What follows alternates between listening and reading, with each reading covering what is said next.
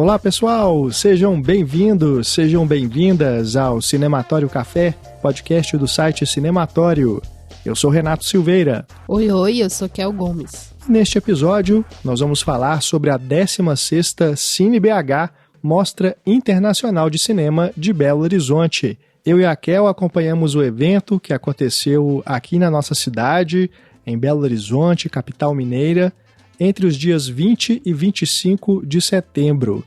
E bom, para começo de conversa, Kel, eu acho que a gente tem que celebrar mesmo a volta de uma mostra desse porte aqui na nossa cidade no formato presencial, né?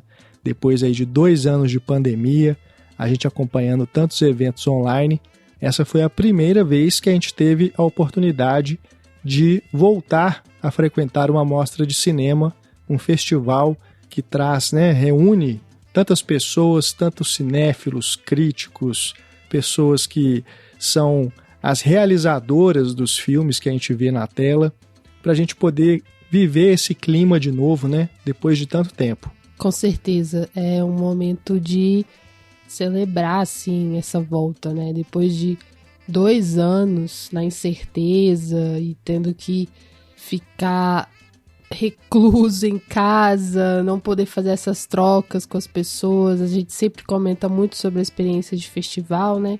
Então, isso é muito bom, assim, ver que de fato a gente tá superando esse terror, né, que tem sido a pandemia, assim. Eu acho que agora a gente começa a enxergar uma vitória mesmo, assim, né? É verdade. E é isso, marca a volta, né? Marca a volta. Além de marcar também uma dedicação do festival, né, da mostra, muito maior, uma dedicação muito maior ao cinema latino-americano. Sim. E eu achei a curadoria incrível, assim, achei muito boa mesmo esse ano. Inclusive, todos os filmes que a gente viu foram filmes bons, assim, não tem nenhum filme que eu diga, esse eu não gostei. Isso é importante, todos eles, né, todos os filmes que eu vi, eu gostei, uns mais, né, e outros menos, mas foram todos filmes muito interessantes, assim. Então, sim, a curadoria estava afiadíssima. Exatamente. Daqui a pouco a gente fala mais sobre essa proposta curatorial. Bom, a sensação que eu tive lá na abertura, que aconteceu no Cine Teatro Brasil, que é um dos espaços mais tradicionais aqui de Belo Horizonte, de exibição cinematográfica, né? Hoje ele é um centro cultural, é também teatro, né? Tem espaço de exposição e tudo mais, mas na sua inauguração, né, ele era simplesmente a maior sala de cinema, ou pelo menos uma das maiores, né? Que a gente também tinha aqui o Sesc Paládio, aliás, hoje é o Sesc Paládio, antigamente Cine Paládio, que também era uma sala gigantesca, né? Com capacidade aí de mais de 1.000 lugares, né? Hoje em dia isso é inimaginável, né? Não tem cinema de shopping que chega perto disso. E o Cine Teatro Brasil, pela segunda vez, aliás, acho que já a terceira vez, né? Na Mostra CineBH recebe a sessão de abertura, então é sempre muito legal ter esse espaço revivendo seus dias de glória de exibição cinematográfica. E a sensação que eu tive lá foi de estar acordando de um longo sono, sabe? Quando começou lá a abertura, né, e tudo mais, assim, eu me lembrei da última vez que a gente foi, que foi 2019, né? Foi a última mostra antes dessa presencial, e a sensação era essa, sabe? De que a gente estava, depois de tanto tempo, né, voltando assim a enxergar as coisas. É uma coisa muito, uma sensação inédita, né? A gente nunca nunca tinha passado por isso. Então, além de ser um espaço muito bonito, né? Assim, aquela fachada maravilhosa.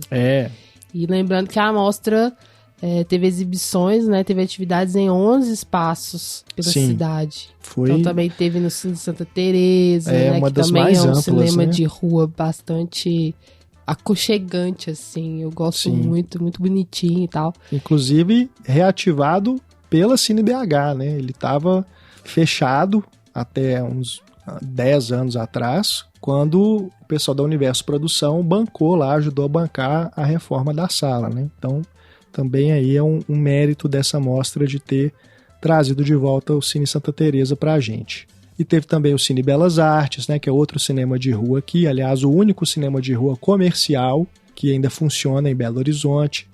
E também o Palladium, né, que tem a sua sala de cinema, o Cine Teatro Brasil, o Cine Humberto Mauro, que funciona no Palácio das Artes, o novo cinema da capital, né, que fica no Centro Cultural do Minas Tênis Clube, 2 salas pequenas, mas novas, né, com equipamentos novos, então lá também foi um espaço de exibição. Enfim, a mostra circulou na cidade quase toda, né, pelo menos nesses pontos de mais circulação aqui no Hipercentro. A gente também tem que destacar aqui para vocês, claro, os filmes que a gente assistiu durante a mostra. Então, a ideia aqui é que você que está nos ouvindo possa anotar, né, dicas de filmes para acompanhar e depois quando eles forem lançados no circuito comercial. A ideia da gente fazer as coberturas das mostras e dos festivais aqui no Cinematório é bem essa, né, Kel?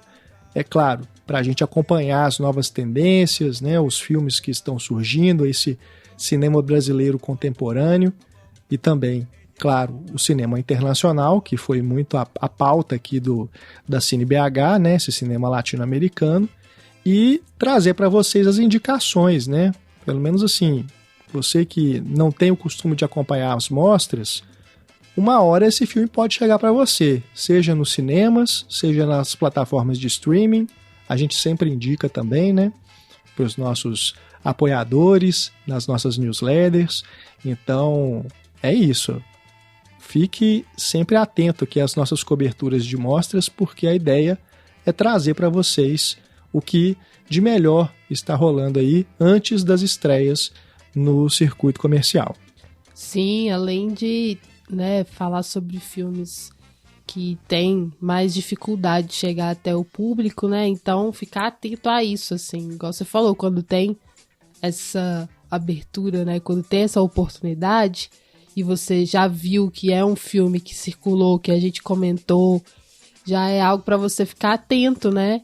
Ou atenta e buscar ver, assim, buscar assistir, buscar conhecer, porque algo muito bom de mostras também é você estar aberto para o novo, né? Você estar aberto para outros cinemas que não os que a gente costuma ver normalmente, cotidianamente ou no grande circuito. E hoje com plataformas de streaming, principalmente, por exemplo, Mubi, Filmica, né, que trazem filmes que não são só esses comerciais, é bem importante também você acompanhar as nossas coberturas, porque aí você já tem uma noção, porque esses filmes sempre pintam lá. Mesmo que eles não, às vezes nem tenham distribuição, né, mas às vezes eles já chegam nessas plataformas através de, né, algum convite, um cineasta, né, uma cineasta. Então é bem legal.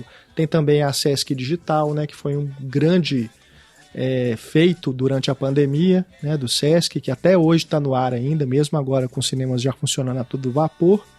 O Sesc Digital continua trazendo justamente esses filmes de difícil circulação. Então, é isso. Bom, antes da gente começar aqui a falar sobre os filmes, é só fazer aqui o convite para você vir fazer parte do Cineclube Cinematório. Se você ainda não conhece o Cineclube, entre lá no nosso site, cinematório.com.br, clique no link do Cineclube para você conhecer tudo que você recebe ao fazer parte do nosso grupo. O Cineclube é o nosso crowdfunding, né? A nossa campanha de financiamento coletivo. É através dele que você nos ajuda a manter o site, nos ajuda a continuar a fazer os podcasts, as críticas e as coberturas dos festivais. Então você pode colaborar com o valor que você puder. A gente tem lá vários planos, né? Vamos dizer assim. São valores bem de boa, tá, gente? Você colabora mensalmente a partir de R$4. Aproveitem que os valores estão de boa ainda, hein? Porque depois, quando valorizar, a gente vai custar muito caro, sabe? É verdade. Tô brincando, tá, gente? Mas se acontecer, se já pensou... Tipo... A gente mantém um valor básico, né? Mas depois a gente vai subindo. Brincadeira, viu, gente? Mas é isso, a partir de R$4 só por mês, você já faz parte do Cineclube e aí você tem acesso a conteúdo exclusivo, incluindo aí as newsletters que a gente envia toda semana, tem também o nosso grupo fechado no Telegram para discussão, tem também os podcasts exclusivos, que só quem faz parte do Cineclube, pode ouvir na Aurelo, que é a plataforma brasileira de podcasts, que é a nossa parceira. Enfim, tem várias possibilidades, né? Várias recompensas, né, que o pessoal chama, que você recebe ao fazer parte do Cineclube. Entre lá então, cinematório.com.br e junte-se a nós. Será um prazer receber você no nosso Cineclube. Se tiver alguma dúvida, é só escrever para contato@cinematório.com.br.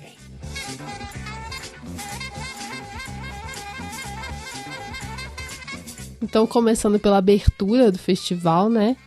A gente já comentou aqui qual foi essa sensação de volta, mas algo que foi muito bonito também foi a homenagem a Regiane Faria, né? Sim. Porque é uma atriz que tá num filme que tá fazendo um grande sucesso, que é o Marte 1. Porque, né, foi escolhido para representar o Brasil no Oscar. E eu tô vendo que as pessoas estão bastante curiosas por ele, que ainda não viu, tá curioso, né, tá querendo ver e tal. E tem que ser visto mesmo. Aqui em BH, várias sessões, né, estão sendo abertas, sessões gratuitas, inclusive. Então, eu fico muito feliz, assim, de que um filme mineiro esteja, né, crescendo. E um filme mineiro tão bom, tão bonito, esteja nessa carreira bonita aí. E a Regiane é uma atriz essencial para a construção desse filme, né? Ela tá no Marte 1, mas também tá em outros filmes importantes aqui do cinema mineiro e também do teatro. E ela foi homenageada da Universo Produção nessa edição da Mostra Cine BH. E lá na homenagem, a gente viu, né, a presença da família, do grupo de teatro que ela faz parte, que ela é cofundadora, que é o 4Luz5. Também os meninos da Filme de Plástico, que estavam lá para falar o quanto que ela é importante para a produtora, né, para os filmes que ela participou, para a construção dessa identidade, né, que os filmes deles têm. E só para contextualizar, ela já atuou em 22 filmes e séries. Tem aí esses destaques, como eu já falei, do Marte 1, também tem Temporada, do André Novaes, que é outro maravilhoso. A série Segunda Chamada, que é da Rede Globo, e vários outros trabalhos aí, inclusive no teatro, como eu disse. É uma pessoa de uma presença muito bacana, assim. A energia, tela, né, que ela passa, né, é muito boa. Muito boa. Gosto demais da Regiane. Né? Então, essa homenagem foi bem linda e a gente pôde ver a emoção dela, né? Ainda mais sendo uma mulher negra, sabe? O quanto que ela representa para outras mulheres e outras mulheres negras é bem importante, assim. É verdade, foi muito bonito. E aí tivemos, em seguida, o filme Os Ossos da Saudade, do Marcos Pimentel, que também é um filme mineiro, né? Uma coprodução Tempero Filmes e Ana Vilhana.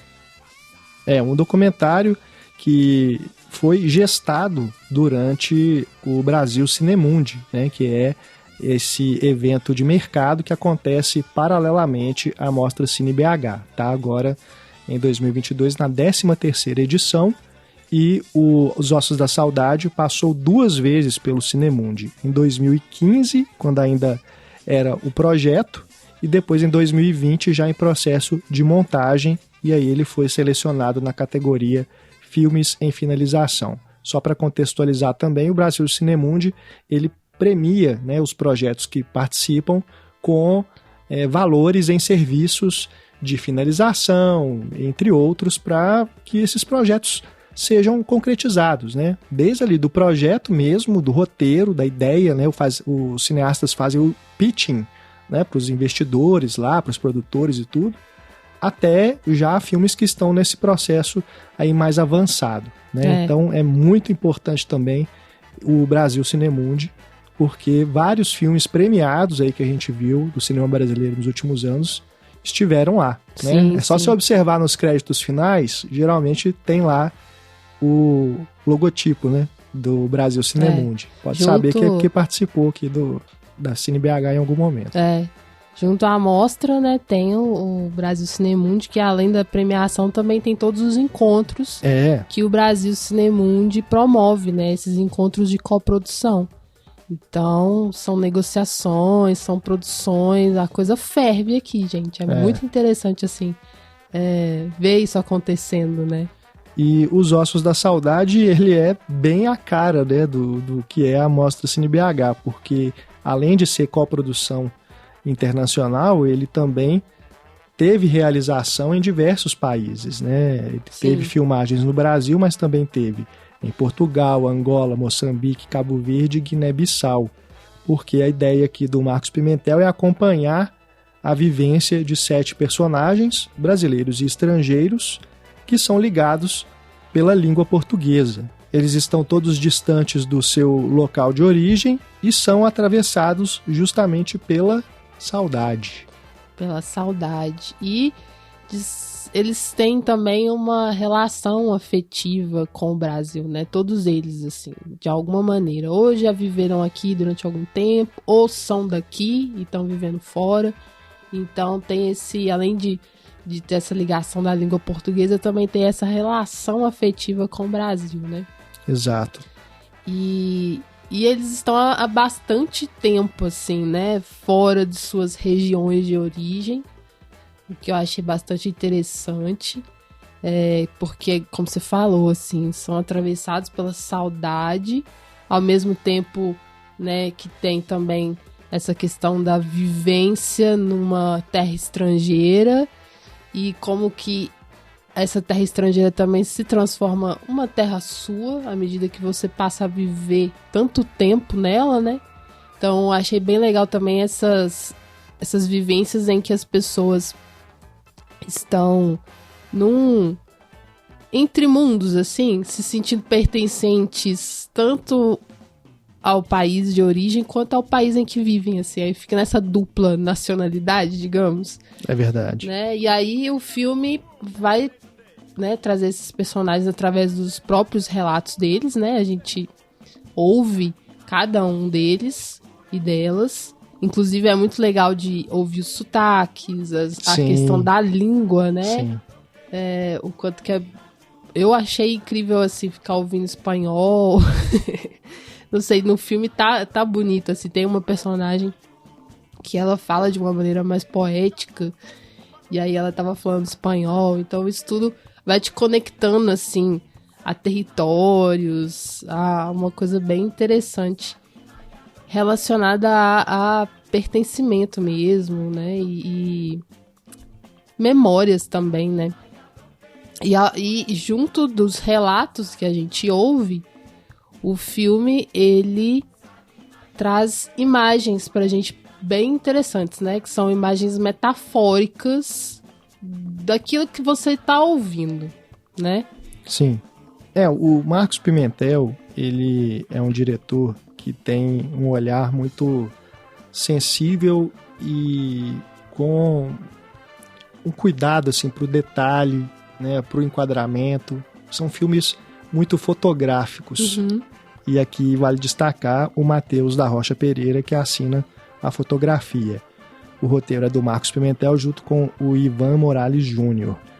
Olha, assim, eu já vi outros filmes do Marcos, né? Um dos que eu mais gosto é o Sopro, que tem essa coisa do interior, sabe? Então, essas imagens belíssimas que a gente viu aqui nesses vários países, o mesmo trato que ele deu para elas no Sopro, ele faz isso com as paisagens, os detalhes, sabe? Do interior. As pequenas coisas do interior. É muito bonito esse filme.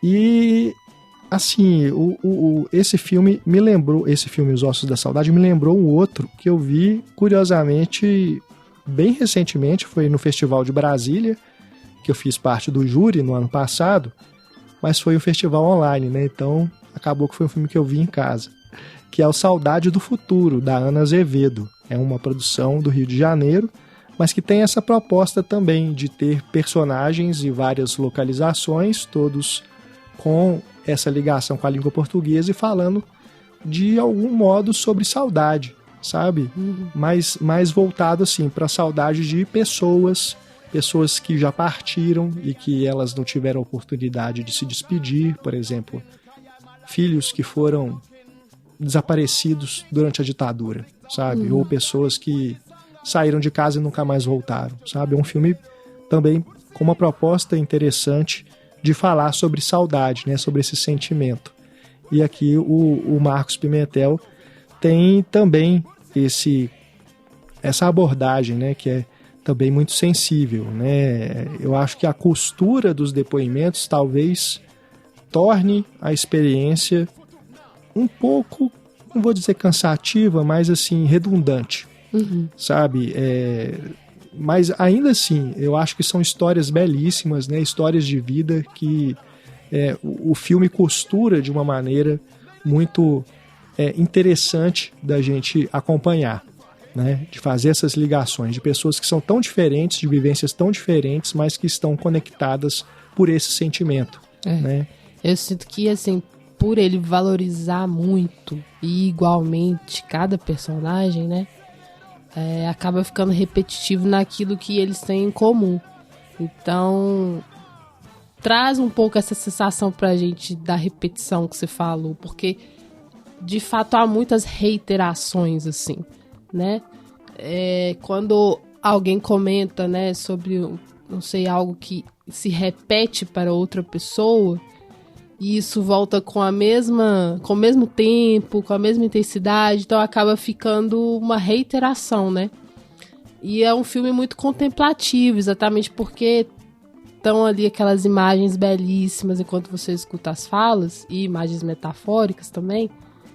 Então você, né, meio que viaja assim nas falas das pessoas e tal, mas como você tá atento a tudo, aí aquilo que é muito comum e se repete, aquilo acaba te desconectando um pouquinho, né? Porque não tá trazendo algo específico pra quem tá falando. Parece que já tá, sabe, repetindo mesmo. Então, nesse aspecto eu achei também que eu senti um pouco de quebra do ritmo dessa viagem imersiva que eu tava, assim, sabe?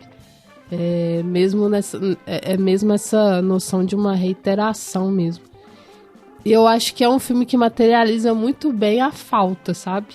Eu fiquei sentindo isso, assim. Tem uma materialidade ali da ausência, assim. É um negócio que eu não sei explicar muito bem, que é só vendo o filme, gente. É verdade. Porque, né, é como se você estivesse sentindo, assim, por causa dessas imagens metafóricas, você estivesse sentindo esse buraco, sabe? Estivesse sentindo essa solidão, essa nostalgia, essa noção mesmo de uma falta, assim. Acho que é algo que o próprio título já tá querendo te indicar, né? Os ossos da saudade, né? Saudade é um negócio difícil de explicar. Todo mundo sabe do que se trata, mas é difícil de explicar. E eu acho que ele tentou dar um aspecto físico pra ela, assim, com o filme, que eu achei interessante. Então, Nisso eu acho que ele trabalhou bem, assim. É só nas reiterações mesmo que talvez tenha pecado um pouquinho. A boa notícia é que Os Ossos da Saudade já está ao alcance de todo mundo. O filme já estreou, né? Aí logo depois da Mostra Cine BH, está disponível inclusive online já, né? Na plataforma da distribuidora Olhar. Então, dá para ver onde você estiver. Confiram então Os Ossos da Saudade, esse filme dirigido pelo Marcos Pimentel. E uma coisa importante é que o mar é uma imagem muito constante, né? Sim. E aí, além de toda essa questão aí, né, que simboliza essa distância, essas chegadas e partidas e tal, tem a questão do colonialismo também, né? É importante. A colonização, assim, que atravessa todos esses países, né? E atravessa de uma maneira bem intensa e violenta, assim. Então acho que esse é também um ponto a absorver do que ele tá dizendo ali. E a gente não falou, mas a mostra Cinemundi, ela tem a curadoria do Pedro Butcher, né? Já na mostra Brasil, cujos curadores são a Camila Vieira e o Marcelo Miranda, a gente viu o Vai e Vem, da Fernanda Pessoa e Chica Barbosa, que eu tava doida pra ver, desde que eu soube desse filme. Eu vi que ele ia ser o filme de abertura do Olhar de Cinema, e eu não fiz a cobertura do Olhar de Cinema esse ano. Então eu fiquei, assim, super curiosa desde então. E aí, finalmente, a gente pôde vê-lo. Eu gostei demais, porque eu já gosto muito da ideia de cartas, especialmente da ideia de cartas fílmicas. Eu acho isso super interessante, assim. Tem uma certa liberdade, né, de criação nessa coisa das cartas fílmicas e de se expor também, né, que é bem bacana, assim. Só que, assim, não é uma coisa totalmente sem uma orientação, né? Sem uma organização. Isso aqui é legal, porque essas cartas, elas trocadas entre as duas diretoras, uma aqui no Brasil, em São Paulo, a Fernanda, no caso, e outra lá em Los Angeles, a Chica, essas cartas, elas tinham regras, né? Regras para acontecer, assim. E as regras são bem instigantes, porque cada carta, ela tinha que ser respondida até 3 semanas. Tinha a questão também de ser inspirada em uma das 16 cineastas experimentais que elas estavam estudando. Então, cada carta tinha que ter essa inspiração em outras mulheres criadoras, né? E tinha outras regrinhas lá que eu não me recordo muito agora, mas que organiza o filme, né? Que organiza essa troca delas, assim. E aí, cada carta é um experimento visual, né? E mesmo assim o filme ficou com uma unidade muito interessante. Eu acho que a narrativa, ela tá linear. Eu gosto muito como começa bem focada em si, né? Bem cada uma falando ali muito mais de si mesma, também por causa do isolamento, porque começa bem no início da pandemia, né? Elas começam a trocar essas cartas. E aí tá muito ali focado nesse isolamento. E depois elas vão se abrindo pro mundo, assim. Vão se abrindo para outras mulheres, inclusive. Elas escutam outras mulheres, entrevistam outras mulheres.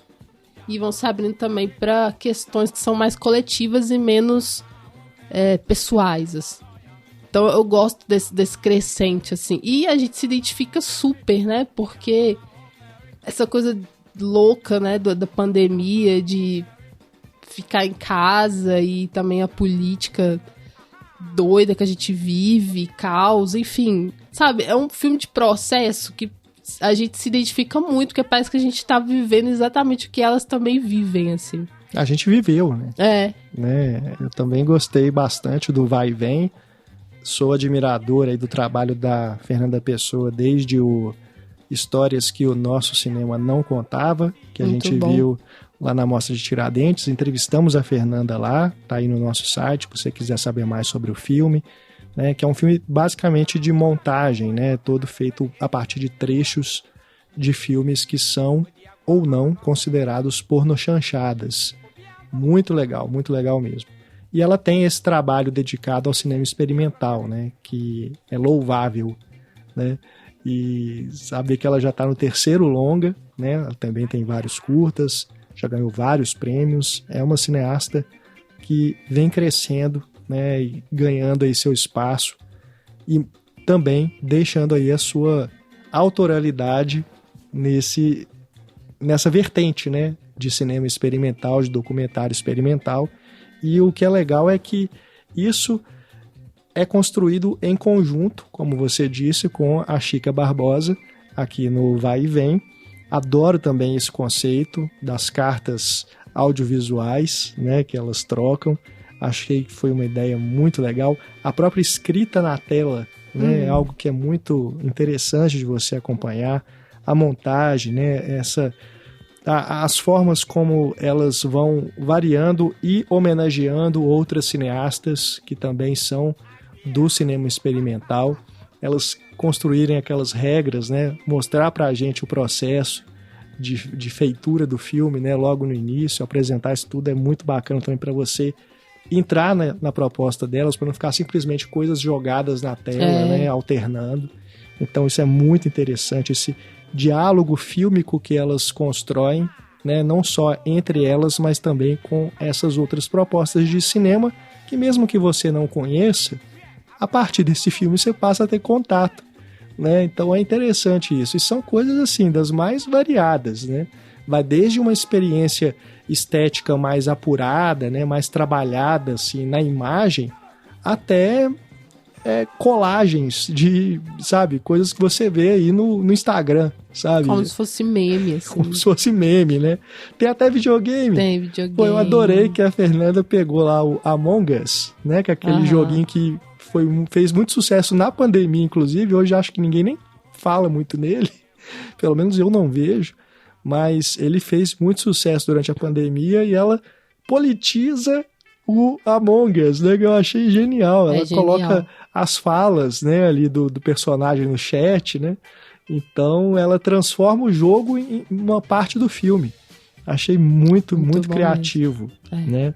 É isso, né? Muito ancorado na política, assim, né? As discussões todas. Inclusive é um filme perfeito para a mostra, porque fala muito sobre ser latino-americano, né? A Chica, que tem essa origem mexicana, porque ela é do México, mas ela viveu aqui, depois ela foi lá pra Los Angeles, então tem esse deslocamento todo que ela vive, né? E como que é a diferença, né, de ser uma mexicana aqui no Brasil, depois ser uma mexicana lá em Los Angeles. Então eu acho bem interessante, assim, pra se pensar a latinidade mesmo, né? E depois, como eu falei, elas ouvem outras mulheres também, outras vivências nesse sentido. Então é também muito político, né? É, um filme feminista, né? Total. Essencialmente feminista. Muito legal, vai e vem. É esse filme que é isso, né? Como a gente falou, todo mundo aí na pandemia teve esse contato com o audiovisual mais intenso, né? Seja na televisão, no celular, como seja, já que a gente estava impossibilitado de ir ao cinema. E a Fernanda e a Chica fizeram um filme, né? Usando aí de todo o seu profissionalismo, né? De toda a sua dedicação e estudo, né? Que eu acho que também é um filme de estudo. Foi um filme de estudo para elas, né? Porque foi baseado nesse livro sobre as diretoras que trabalham com cinema experimental. Então acho que permitiu que elas também vissem os filmes dessas diretoras, né? Estudassem os processos delas para poder também integrar isso ao processo criativo de cada uma, né? É um filme de desabafo também, de terapia, né? Eu acho que ele é tudo isso. Fala né? sobre e é de diversão coisas, também, né? eu acho que elas se divertiram muito fazendo, sabe? Dá pra sentir ali que elas também estão, sabe? Brincando, né? Tem essa bem característica legal, mesmo, que eu bem acho... legal. É por isso que eu falei em ser livre, assim, passa essa noção de um cinema livre, assim, de um cinema que tá brincando, mas que tá falando de coisa séria também, tá refletindo, mas ao mesmo tempo que tá brincando ali com, né, as ferramentas, tá brincando com o tipo de produção que é possível também dentro de casa, né, que é essa produção doméstica. Então é bem interessante, assim. Além de trazer lá os nominhos das cineastas experimentais, nos quais elas se inspiram. Então isso também é bom pra gente correr atrás. Eu gosto muito. E eu fiquei bem encantada, assim, com as primeiras cenas delas. Que ela tem a Fernanda dançando, né? Que eu achei tão bonito. E também a Chica se deixando, né?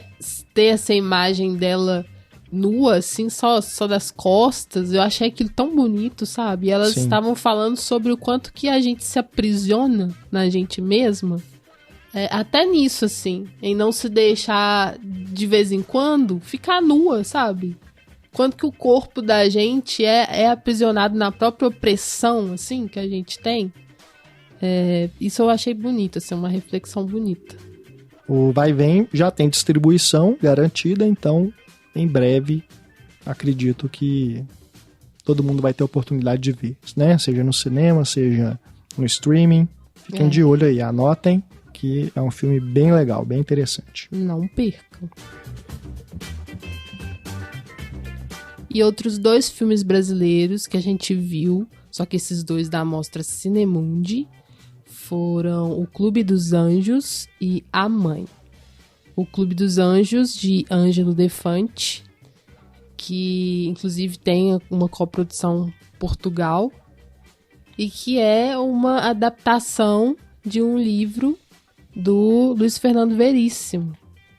que eu adoro o Luiz Fernando Veríssimo, mas eu nunca li esse livro, assim. E dizem que é o mais diferentão, assim, da obra dele, né? Então eu fiquei bem curiosa por esse livro, assim.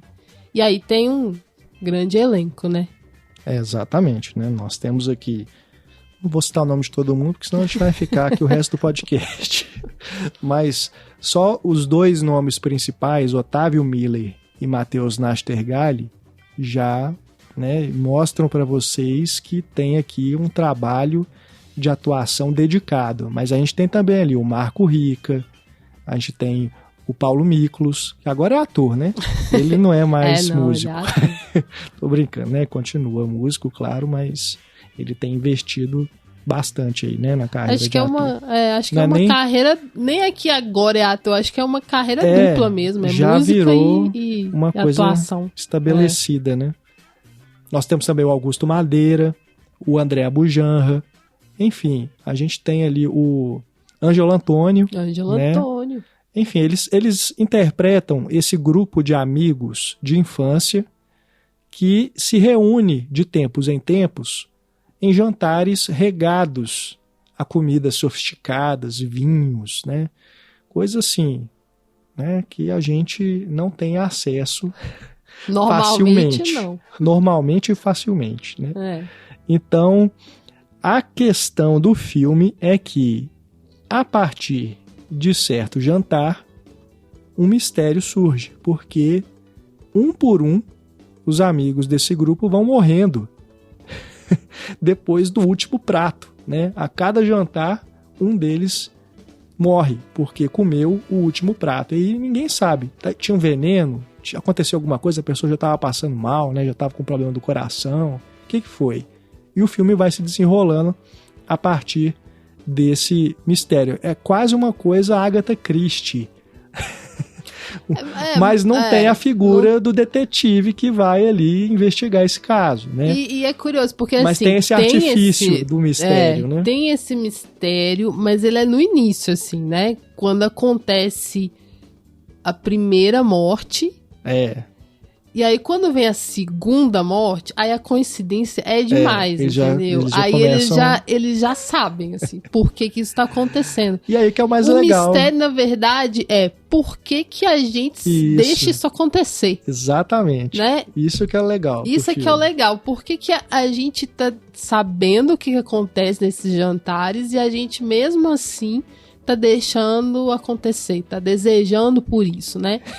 E eu vi que o Pedro Butcher, que é o curador, ele escreveu assim: metáfora cristalina do caráter suicida da cultura ocidental masculina.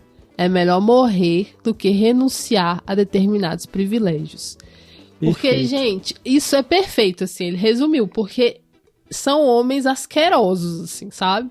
São esses homens machistas, esses homens de uma época aí que a gente quer se livrar, né, de um pensamento arcaico, mas que eles continuam. E aí, esses caras, eles têm tanto uma atração pela morte, né, uma atração mórbida e sabe, esse, como o Pedro falou, assim, é uma cultura de caráter suicida mesmo, uma coisa que tá muito atrelada à aniquilação, à morte, assim. E aí é bem essa metáfora. Mas, ao mesmo tempo, é um negócio divertido de se acompanhar, porque tem lá o Matheus Nastergalli fazendo um personagem incrível, assim. Ele é o cozinheiro. Ele é o cozinheiro. Não. Ele é o chefe. Chefe. É o chefe. Ele é um Master Chef from Hell. Boa. E ele faz pratos maravilhosos, em que a gente derrete, assim, ó. A coisa na tela fica tão bonita. E aí é aquela coisa, sabe, da comida ali, muito viva, né? E que transforma a relação desses homens, inclusive que estava balançada, né? E aí retorna com força total a partir do primeiro jantar que o personagem do Matheus Nastergalli faz. Mas, como eu disse, são todos homens asquerosos, assim. Então, você não se importa que eles estejam morrendo, entendeu? É só curioso que eles mesmos estejam envolvidos nisso e não queiram parar, assim. E o final do filme nossa, é intenso. Sem spoilers. Não vou falar do que acontece não, mas é intenso, assim, e é um negócio forte, eu achei bem forte, né? Com certeza. De ver assim, né? Tem essa coisa de como tudo pode ser transformado também em grana, em dinheiro, sabe? Em lucro. Sim. Então tem uma crítica social bem bacana. Eu gostei muito. Muito. E nessa coisa de como o filme, né, é visualmente e tal, é interessante que o diretor usa muito de estratégia que é muito parecido com o teatro, né? Tem umas coisas assim que lembram muito o teatro, que economizam no cenário e que é criativo. Exatamente. Ele cria, é como se fossem elipses fluidas no espaço, sabe? A passagem do tempo, o deslocamento dos personagens, ele acontece num plano sequência. Porque, por exemplo, enquanto o Otávio Miller, que faz o protagonista, né? Ele é o que reúne todo mundo ali novamente, ele tá ligando para as pessoas, né, para os amigos, para poder combinar o jantar. Então a câmera vai num traveling, passando pelo apartamento dele, e ali, nesse plano, você vê os outros personagens com quem ele está conversando. Parece que eles estão no mesmo lugar, mas não estão, né? É a solução que ele encontrou, de juntar todo mundo no mesmo cenário, no mesmo set, para fazer essa cena. Então, foi uma solução criativa para a produção, mas que funcionou perfeitamente na parte estética, porque ficou muito bonito. Ficou bonito. Né? Tem essa coisa que a Kel falou de parecer um recurso teatral, mas é isso, é um recurso teatral, não é que é teatro filmado. Não, é diferente. É porque quando você vê uma peça, que você vê os atores trocando, né, de lugar, assim, eles entram na coxia e saem pela outra, né, e às vezes muda o cenário um pouco. É isso, acontece tudo no mesmo lugar, no mesmo espaço. Né? Então, é essa sensação. Mas não é que parece teatro filmado, não. Não, inclusive é o recurso tem esse de montagem, de direção teatral, vamos dizer assim. Né? Não. Porque tem que também, as pessoas têm que parar de sempre pensarem em inspiração no teatro como um filme teatro filmado. Não é sempre isso, sabe? Ou que uma coisa é menor que a outra, exatamente. Sabe? Tipo, as soluções que lembram o teatro é exatamente nesse sentido, assim. Porque o teatro tem essa coisa de ter lá um palco para acontecer tudo. Então precisa pensar exatamente nisso, né? Como que vai acontecer a passagem do tempo, a diferença de lugares, né? Então, nesse aspecto, lembrou. Porque economiza, mas é criativo.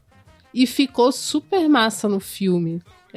Foi uma solução legal. Foi uma solução bem legal. E é um filme que também já tem distribuição. Em breve será lançado. Vale muito a pena conferir. Só quando vocês forem assistir, não fiquem tentando pensar: mas o que determinado personagem fez para poder morrer agora? Porque isso não é a preocupação do filme, sabe? Não é Seven.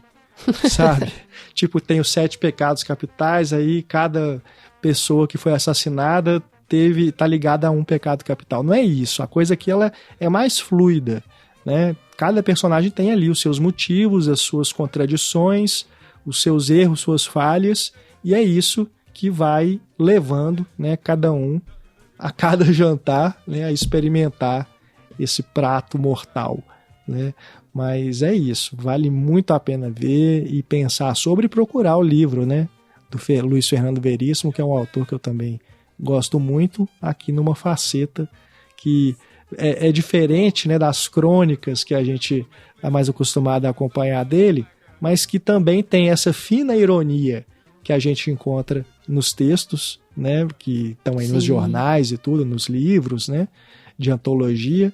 Mas aqui também, e eu achei que o Ângelo Defante, apesar de ele ter falado lá no debate depois do filme que mudou muita coisa do livro, né, inclusive com autorização do autor e aprovação, né, porque ele falou que o Luiz Fernando, depois que viu o filme, gostou muito do que ele fez, das provocações que ele fez, né. É uma obra que vai além da original, né?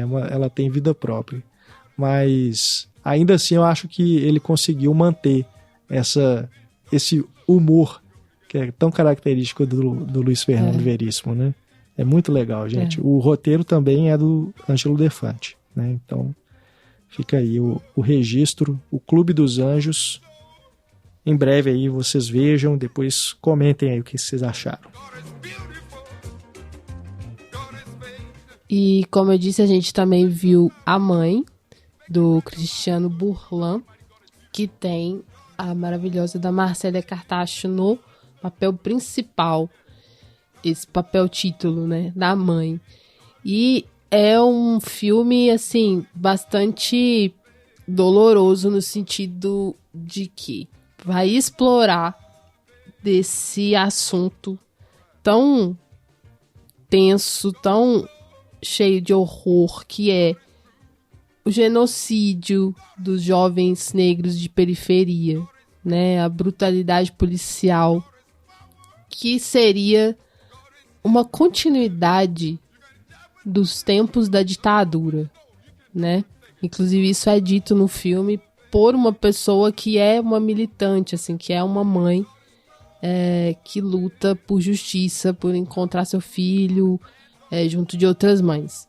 Então, na história, a gente ali é apresentado a personagem da Marcélia e ao filho dela, que é um menino que ainda estuda no ensino médio, assim, é super novinho e tal. E aí um dia ele sai de casa, né? Ele sai de casa e depois encontra com um amigo e tal, e num determinado momento do filme, ele e o amigo desaparecem, assim. A mãe não tem notícias dele, ele não chega em casa pra dormir, ela fica preocupada, mas espera, obviamente, né? Um jovem, você pensa, foi pra noitada, foi pra uma festa, enfim. Mas aí de manhã ela acorda, ele não tá lá, passa um dia, passa 2, enfim, a preocupação aumenta e ela vai começar aí uma jornada de tentar descobrir o que aconteceu com ele, né? Então ela vai até a polícia, mas ao mesmo tempo ela é uma pessoa da periferia. Então, lidar com a polícia tem essa ambiguidade, né? Será que tá protegendo? Será que a polícia vai trabalhar pra ela, assim, nesse sentido, pra proteção do filho dela? E o filme mostra que não, né? E aí é muito forte, assim, né? Eu acho, nesse aspecto, assim, de você ver essa realidade ali sendo retratada, que é algo que o Cristiano Burlan já faz muito, né? De falar dessa violência, desse cotidiano, assim, tão difícil nas periferias. E aqui ele foca nessa personagem, né? De uma mãe que tem o filho desaparecido. E aí é essa angústia, né? De não ter pra onde correr, assim, como solucionar, porque o Estado não ajuda, ela tá praticamente sozinha. E ali onde ela vive também, né? Na periferia, tem o poder paralelo dos traficantes. Então é essa situação, assim, angustiante mesmo. E o filme faz essa ligação direta com a questão da ditadura, né? Quando coloca em paralelo as mães que tiveram seus filhos desaparecidos pelo regime ditatorial aqui. Inclusive tem a participação da Helena Inês. E aí tem a apresentação desses dois movimentos, Mães de Maio e Mães da Sé, assim, né? O paralelo desses movimentos. E aí eu acho que é um filme bom, assim, eu gosto dele. Acho que a Marcélia tá maravilhosa, como sempre. Ela é uma atriz incrível. Premiada no Festival de Gramado de 2022, né? Segundo prêmio, inclusive, seguido, né? Ela tinha ganhado por Pacarrete. Essa mulher é premiada agora, sempre, né? Porque ela arrasa demais, assim. Ela é muito legal. Ela é muito boa, muito boa. Gosto mesmo, assim. Sempre personagens muito diferentes, né? Ela traz muitas camadas e tal. Então, assim, eu acho um filme importante mesmo. E o Cristiano, eu acho que ele tem uma forma que não é tão distanciada, assim, sabe? De filmar, assim, de falar, de contar sobre isso, assim. É algo que toca a gente mesmo, sabe? Não é melodramático. Não é... Bem longe disso. Não é melodramático, não explora da violência ou da angústia da mulher, enfim, mas ele passa essa emoção pra gente, ele passa essa preocupação, essa angústia. Então eu gosto bastante. Sim, eu gosto também. E tem cenas fortes, assim, mais ao final do filme, né, quando a gente vai descobrindo o que aconteceu e tal. Mas também tem um certo respeito, assim, de como filmar isso, como retratar isso, sabe? Sim. Eu acho bem interessante. O Burlan, ele vem mais do cinema documental, né? Ele tem, inclusive, filmes que são, eu diria até surpreendentes, né? Se você conhece a história dele através dos filmes, porque ele tem uma história pessoal muito trágica, né? De perda de familiares que ele retrata nos filmes, né? Eu acho que é uma trilogia, inclusive, né? Cada uma dedicada a uma pessoa da família que ele perdeu. E o tema que ele trata aqui é bem nessa linha, né? Só que aqui numa abordagem ficcional. Mas a forma como ele filma é uma narrativa observacional que você pode ligar muito ao cinema documental, né? Essa forma de você acompanhar sem interferir, né? Sem estilizar demais, né? Essa coisa um pouco mais distanciada, mas que você vai no sentimento dos personagens, né? Você se identifica com a perda dessa mãe, né? A perda aqui no sentido do desaparecimento mesmo, que é essa perda temporária, mas que pode ser definitiva, né? Porque as pessoas que perdem alguém da família nesses casos de desaparecimento, fica nessa dúvida, né? Será que eu vou ver de novo? Fica num limbo, né?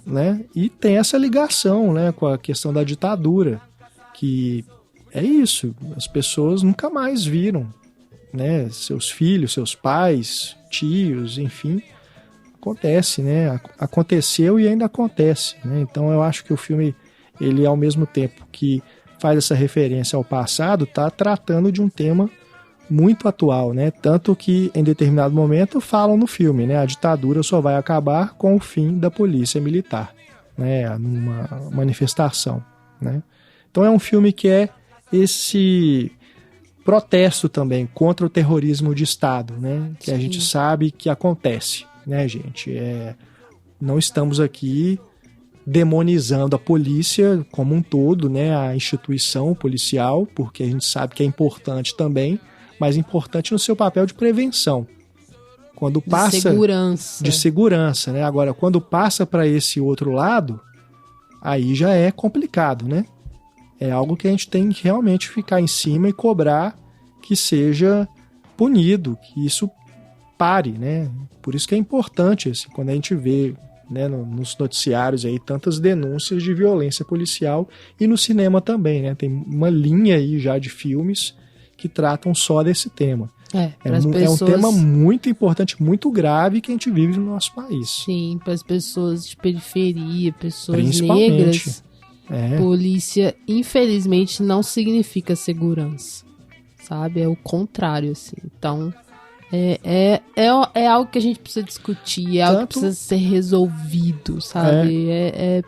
Você falou aí de periferia e pessoas negras, tem uma mãe ali no filme, que é uma mulher negra, que a personagem da Marcélia vai pedir informações para ela, né, para saber se ela viu o filho dela em algum momento, e ela simplesmente fala assim, não vi nada não, vai embora, não quero falar sobre isso.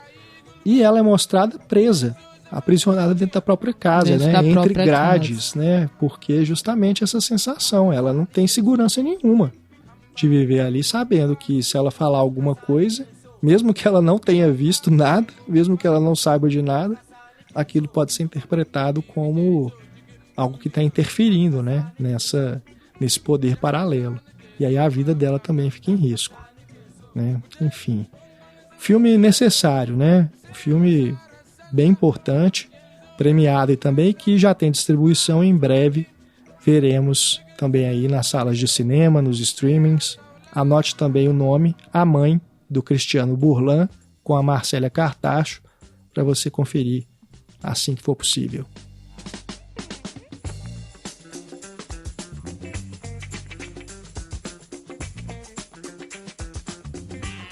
da Mostra Continente, que é essa mostra dentro da Mostra Cine BH, tá, gente? É uma mostra nova, né? Uma mostra estreando aí com os curadores Kleber Eduardo, Camila Vieira, Esther Fer e Maria Trica. E foi nessa mostra que a gente mais viu filmes, né?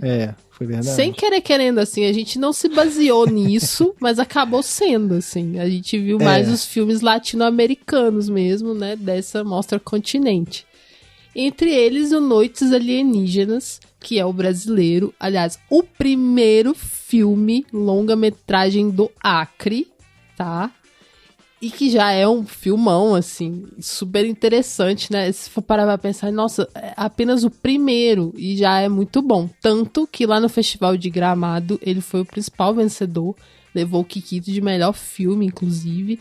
Então ele já chegou aqui em Belo Horizonte, assim, né, com essa vibe, sabe? De um filme do Acre, né, o primeiro, além de já ser vencedor em Gramado. A sessão estava lotada. Foi a mais cheia que a gente foi, né? Foi a mais cheia. Teve outras sessões cheias, né? Inclusive a do Marte 1, né? Que foi no Cine Santa Teresa. Mas das que a gente acompanhou, essa foi a que encheu mais. De todas que a gente foi, tá, gente? Não sei outras, mas das que a gente foi, essa foi a mais cheia. E assim, tinha um clima também de empolgação pra ver o filme, né? Sim. Que dos outros, assim, como eu acho que não tinha tanta informação anterior, as pessoas não estavam tão alvoroçadas, digamos. Então, ele já chegou com a propaganda, né, e dos prêmios, né, que ganhou. Então, atraiu muito interesse das pessoas.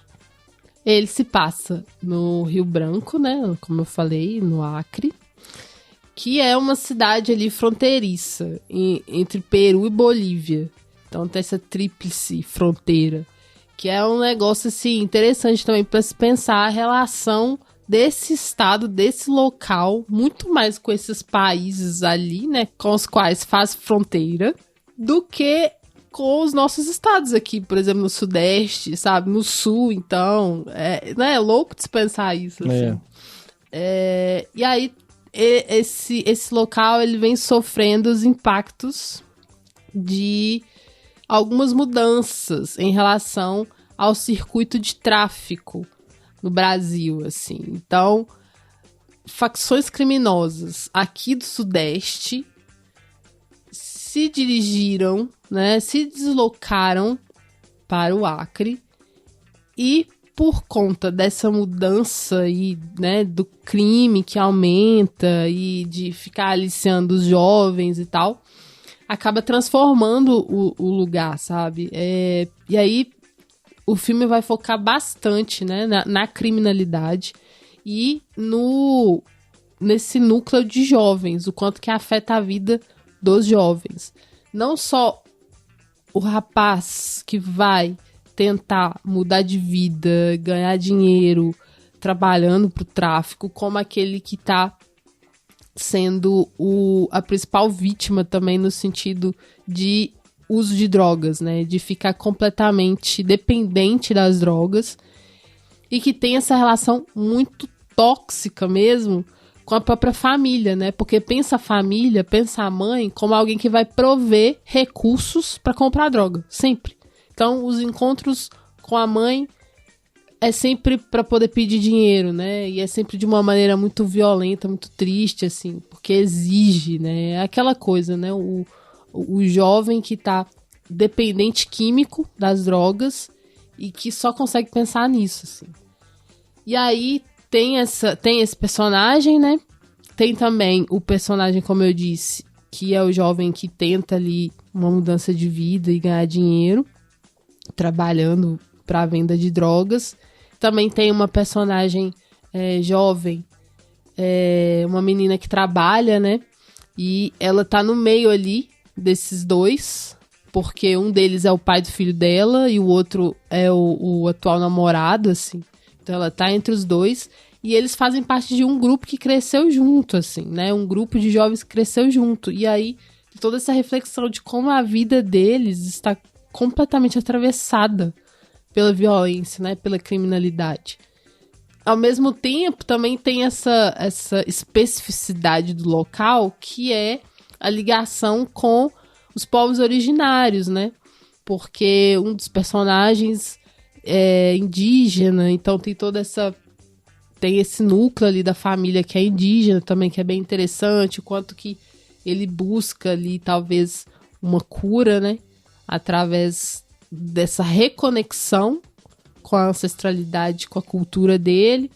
Então, eu achei bem interessante, assim, né? Se focar nessa juventude perdida, digamos assim, e o quanto que ela tenta sobreviver. Ela tenta sobreviver a algo que está se impondo ali muito fortemente na vida dela, porque parece que não tem outra saída naquele lugar. É verdade. É um filme bem forte mesmo, na forma como aborda esses cotidianos, né? É um filme, de certo modo, de mosaico, sabe? Desses que tem vários personagens e você acompanha ali como que a vida de cada um se cruza com a de outro, né?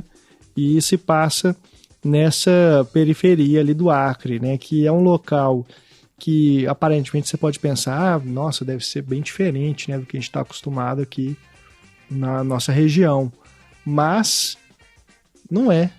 Né? Tem muita similaridade. Tem muita similaridade justamente por causa dessa inserção, desse avanço da criminalidade por causa do tráfico, né, que está tomando conta ali. Então, a gente tem, por exemplo, o personagem do Chico Dias, que é o chefe do tráfico ali, né, de uma das gangues. Então, você tem uma das narrativas, aliás, uma das subtramas do filme é justamente essa guerra de gangues ali, esse confronto, né?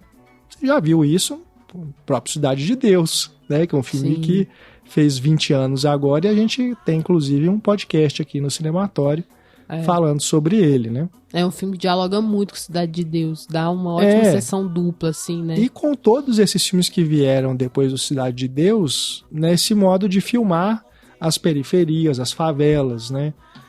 Por essa ótica de quem vive ali sob a ameaça do tráfico, né? O que eu acho que é interessante e que é novo aqui no Noites Alienígenas é justamente a participação dessa questão dos povos originários, da ancestralidade, né? Eu acho que isso dá um sopro de frescor nesse, vamos dizer assim, gênero, né, entre aspas, porque eu pelo menos não tinha visto até então isso num filme que trata desse tema, sabe? Sim. E eu acho que isso não tá só no personagem, isso influencia a forma como a narrativa se desenvolve a partir de certo momento. E a questão aqui do título, do Noites Alienígenas, chega um ponto do filme que tem uma coisa de delírio ali, de alucinação, que você fica também assim, mas peraí, tem uma coisa sobrenatural acontecendo aqui, né? Tem alguma coisa aqui que vai além de ter simplesmente uma torre em forma de OVNI aqui, né? Que você pode pensar, é por isso que chama Noites Alienígenas, talvez. Né? Não é o Nope do Jordan Peele, não é o Não Olhe, não tá esperando nada disso, não. Mas tem uma questão, né, que acaba influenciando ali, né, a vida desses personagens. Se você pensar... É quase como se fosse assim, uma fuga dessa dureza toda, sabe, da realidade, assim. Porque também algo que eu fiquei observando é como retrata muito a arte desses jovens, a arte que resiste, sabe? Porque um deles desenha e pinta muito bem, né? Sim. A menina, ela faz parte de um grupo de slam, então, assim, tem essa coisa do slam que é muito intensa, muito bacana, assim, sabe? Então, aquilo, né? A juventude tentando sobreviver e a arte ali como algo que ajuda eles a passar por isso, sabe? E você pensa, né? Ele faz ali os desenhos, né? Tipo um grafite. Né? E tem também essa coisa do rap. Ou seja, elementos também que estão ligados aqui ao urbano aqui da nossa região, né? No Sudeste aqui, enfim, nos grandes centros, né? E ali também tem isso inserido ali na vida dessas pessoas, né? Desses jovens. Então tem esse porque diálogo.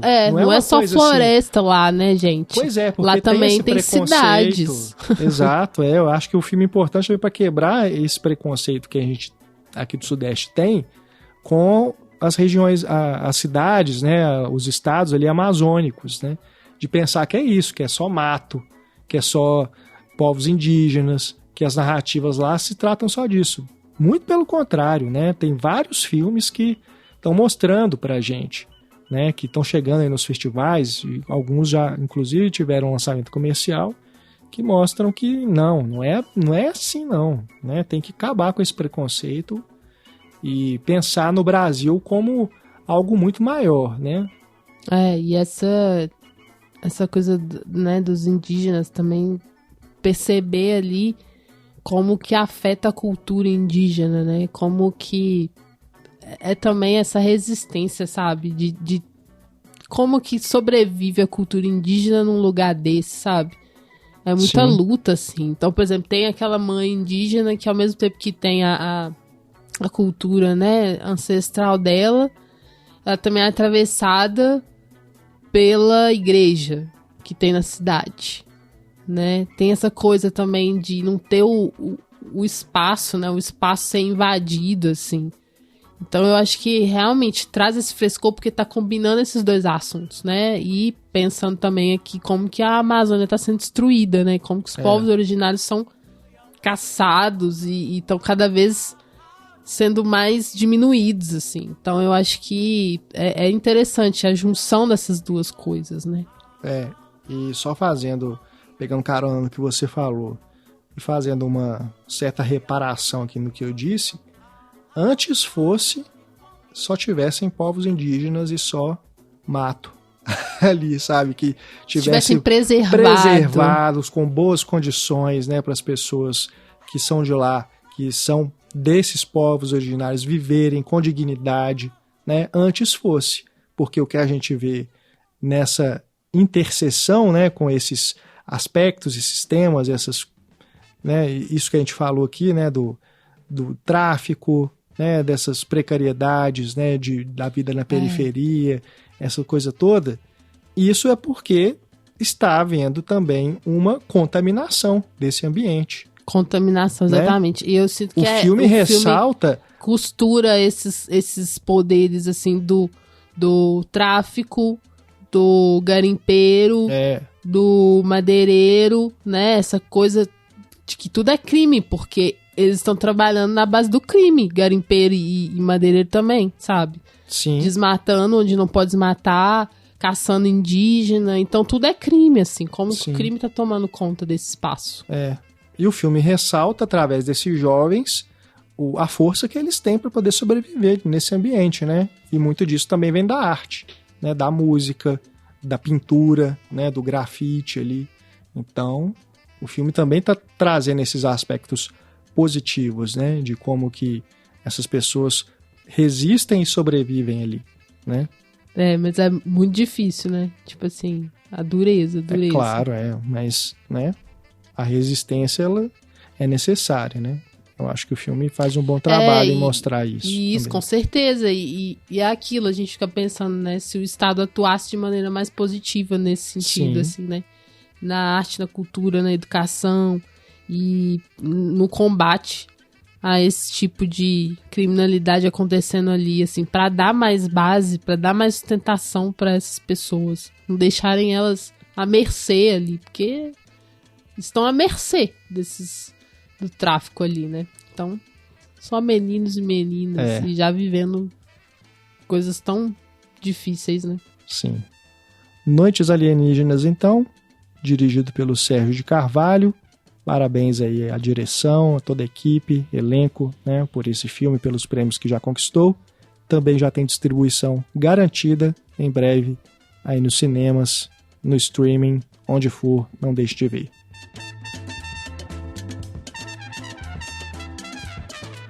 Continuando na mostra Continente, continuando nossa viagem latino-americana, a gente viu Aurora, da cineasta costarriquenha Paz Fábrega. Eu não conhecia essa cineasta e achei muito bom o filme dela. foi selecionado pro Festival de Roterdã, pro Festival de São Sebastião, pro Mar del Plata e também na Mostra de São Paulo.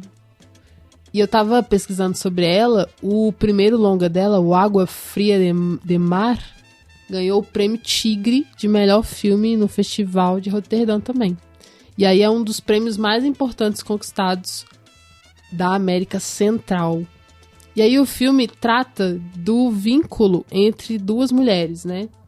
Uma arquiteta de 40 anos e uma jovem de 17 anos.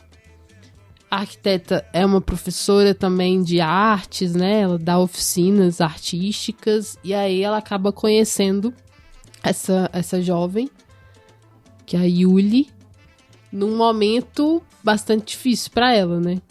Porque elas estão ali no banheiro e ela percebe que a Yuli tá vomitando. E, pesquisando por que está passando mal, ela descobre que tá grávida. E aí, a partir dessa situação, que é uma situação difícil, uma gravidez indesejada, elas constroem esse vínculo, assim. E a Luísa, que é essa mulher mais velha, né, vai ser uma amiga para ela também, vai ser uma figura materna, vai cuidar dela, né, vai apoiar ela, tentar ver o que fazer. Sendo que na Costa Rica não é permitido o aborto. E a situação dessa menina é piorada porque ela é da periferia, né? Então, é uma menina pobre.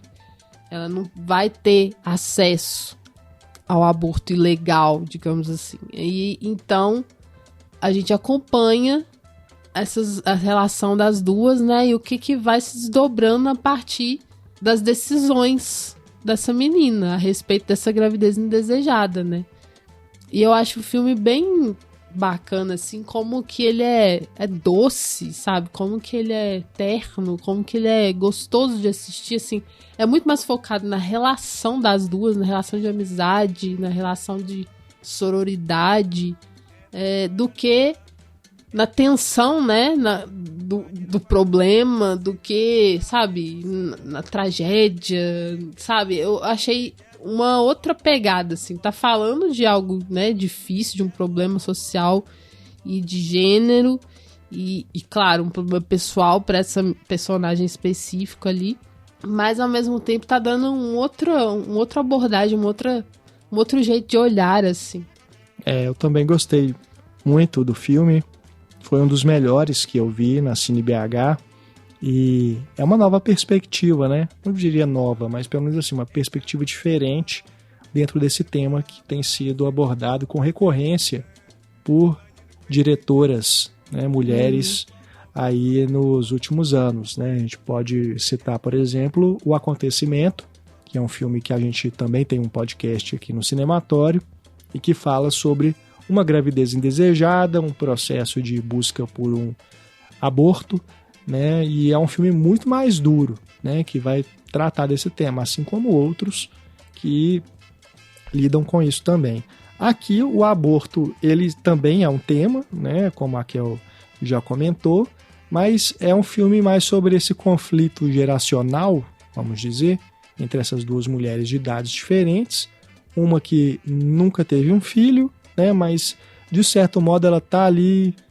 Pode ser que talvez ela esteja considerando ser uma candidata, né, a adotar a criança que essa adolescente está gestando. Então a gente tem essa abordagem da relação das duas, né, dessa amizade que é construída ali e da impossibilidade também dessa relação ter uma continuidade a partir do momento que essa gravidez terminar, né, porque ela está escondendo, né? A Yuli está escondendo isso da família. Em algum momento não vai dar mais. É um problemão, né? Isso, porque ela esconde durante tanto tempo, né? Esconde dos colegas, sim, né? Ela esconde dos com amigos. roupas. Mas e chega aí, uma hora que não dá mais. Com certeza. Mas é até legal de se pensar assim, como que ela conseguiu esconder. É porque, assim, as pessoas estão tão, assim, absortas nos seus problemas, né? Na vida ali difícil. A mãe dela que tem outro filho menorzinho e trabalha fora. É tão cansativo, assim, nesse sentido, que ela nem percebe que a filha dela tá grávida, sabe? É muito louco você pensar assim, que basta algumas roupas mais largas que ela consegue levar até bem adiante, assim. Doideira mesmo isso. E o momento, não vou dar spoiler, mas o momento que ela descobre é inusitadíssimo, assim. É verdade. Agora, o que eu gosto muito no filme também é que a Paz Fábrega filma essa história, né, acompanha essas personagens, e principalmente a Yuli, a adolescente que engravidou, sem julgamento. Sim. Eu acho isso muito legal, porque ela não está falando aqui de uma decisão de aborto, mas está falando sobre essa decisão de levar adiante a gravidez, né? E de uma gravidez de uma garota mesmo, né? A gente pode dizer, porque ela é inconsequente justamente na ingenuidade dela, né? Como ela é engravida, como ela vai lidar com a situação, como ela imagina que pode esconder isso, né? Chega um momento que ela acha que ela pode simplesmente viajar para um outro país, para um outro lugar, esperar ter o filho, e é isso. Quem vai pagar essa viagem? Dá pra perceber. Quem vai dar hospedagem para ela, sabe? Dá pra ela perceber. Vive assim, ela vive num mundo imaginativo, né, das coisas, e não se liga no que vai acontecer. E falta muita educação também. Dá pra perceber assim que ela não tem perspectiva, né? Que ela também não tem vontades, assim. Ela também não consegue elaborar muito sobre as coisas, né? Ela sempre fala, não sei.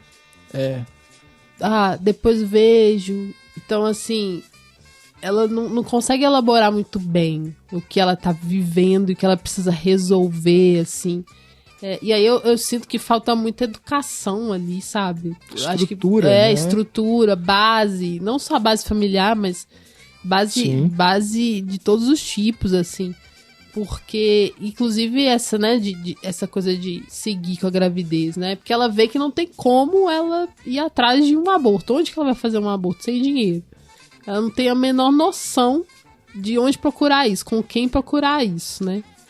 E é um crime, já deixam claro pra ela. Aqui, nesse lugar, nessa cidade, nesse país, é um crime. Então, assim, ela não tem essa transgressão, né, de tentar isso.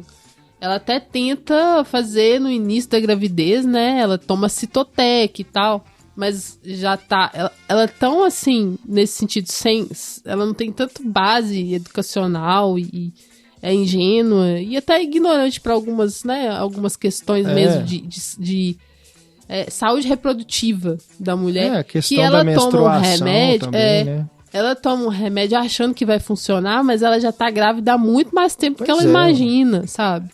Loucura. Enfim, aí é triste nesse sentido, você pensar que essa menina, ela tá tão sem estrutura, né? E já é uma mãe, assim, já tem que ser uma mãe, então... E aí vem essa... E é real, né? E o pior é pensar isso, que é uma realidade, né? É uma realidade. De muitas jovens. E que bom que ela encontrou essa professora que, com toda a sua experiência de vida, mais o seu conhecimento e tal, ela ajuda a Yuli de uma maneira muito bonita, né? Sem essa falta de uma imposição, assim, de julgamento sobre ela, também parte dessa personagem, que aceita ela como ela é, só que tá ali apoiando para o que ela precisar. Então é bem legal, assim, como que elas têm carinho e respeito uma pela outra, apesar dessa situação difícil, né? Também acho bacana o filme não julgar o comportamento dos jovens, né? Sim. Porque eles vivem ali naqueles encontros, né? Que a gente sabe, inclusive, que... Aliás, a gente sabe não. Dá a entender que a gravidez surgiu dali, né? Ela não sabe muito bem quem é o pai, né? Porque na verdade ela fica com uma coisa do meninos. Amor livre ali, né? Menino com menino, menina com menina, menino, menina. É bem Dá uma amor ideia livre. assim, é filho de todo mundo. Eu fiquei família pensando coletiva. que, assim, numa solução ideal, vamos juntar e fazer uma criação coletiva, sabe? Ia ser lindo, assim, que é bem essa ideia hippie, idealizada, assim, de algo que vamos, né, dividir a criação dessa criança com o nosso grupo. Olha que lindo. Eu acho legal. Aí não vai sobrecarregar ninguém. Entende? Apesar de que, né, a gravidez, quem passa é sempre a mãe, né, essas questões todas aí da mudança do corpo, a amamentação e tudo mais, mas com uma rede de apoio que aquele grupo de jovens poderia fazer, ia ser fantástico. Eu acho legal o filme mostrar isso e não julgar esse grupo, né? E ao mesmo tempo mostrar que tem esse problema, né? Porque a menina faz parte desse grupo. Sim. Então, outra pode vir a ficar grávida também. Né? Então, assim, também tem uma inconsequência ali, né? Enfim. E essa questão também da adoção direta, né? Que é algo que é interessante também de pensar, né? Porque mesmo colocando o bebê para adoção, ela ainda conhece os candidatos a adotar, né? Os casais. Então, isso também é interessante. Enfim, é um filme muito legal também. Muito bom. Foi um dos melhores que eu vi na Cine BH. Então, fiquem de olho. Deve ter uma distribuição, né, aqui no Brasil. Ele já estava legendado, inclusive. Né, então, acredito que em breve aí deve aparecer. Se não no cinema comercial, mas eu acho que é um filme que até para passar assim no Belas Artes, né, super de boa. Com certeza. E temos aí, né, MUBI, Fílmica, Reserva Imovision, né? Algum desses serviços deve lançar esse filme em algum momento, né? Sim. Anota então, Aurora, da diretora Paz Fábrega. Vale a pena conferir também.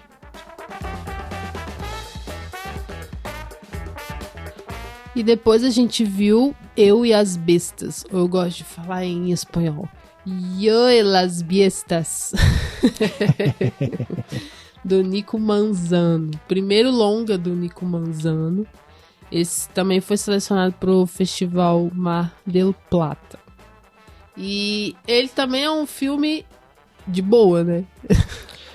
Esse aqui é um filme mais até do que a Aurora, assim. Tem mais, eu acho que a Aurora é muito mais rica em camadas. Esse aqui, ele é bem leve, uma coisa assim, mistura ali uma comédia com drama, né?